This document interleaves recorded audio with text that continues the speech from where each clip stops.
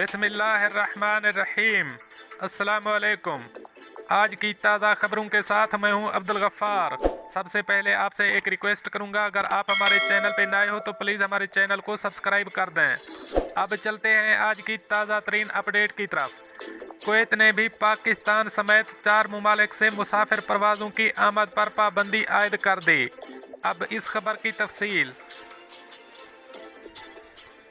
तफसीलात के मुताबिक एक ही दिन में 2 खलीजी ममालिक ने पाकिस्तान पर सफरी पाबंदियां आयद कर दी हैं। खलीजी खबर रसां इदारे की रिपोर्ट के मुताबिक कोरोना खदशात के बायस मुत्तहिदा अरब अमारात के बाद कुवैत ने भी 4 जनूबी एशियाई ममालिक से बराह रास्त मुसाफिर परवाज़ों की आमद पर पाबंदी आयद की है।